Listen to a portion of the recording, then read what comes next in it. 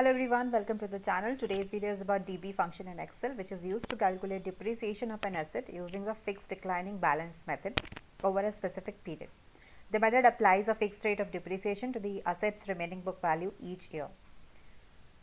The syntax for the formula is DB cost, salvage, life, period, month. So what are these agreements? Let's see. So the cost is the initial cost of the asset in which the asset was purchased. Salvage value is the value which will be accounted at the end of the depreciation, means after the useful life year. Life is the useful life of asset, means in which the asset can be used. After that it becomes unproductive, means it cannot generate revenue, and so it is called non-useful. Period, the period in same unit as life, usually years, for which to calculate. Means if the asset life is 10, then we have to calculate the depreciation for year 1, year 2, year 3. So these are called the periods. Month is the number of months in the first year.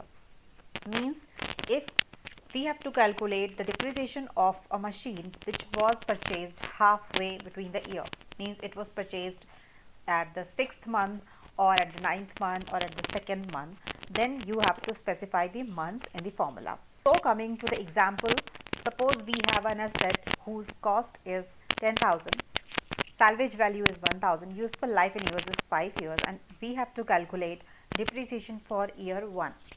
So let's do it. DB cost is 10,000, salvage value, life, period is 1, because we have to calculate the depreciation for year 1, and we get an amount of 3690. So this is the depreciation in the year 1. Let's assume, as we have talked, that if the asset was purchased part away through the year, you can specify how many months were used in the first year. This means depreciation start halfway through the first year, 6 months of use in year 1. So in this case, what will be the depreciation? Let's check.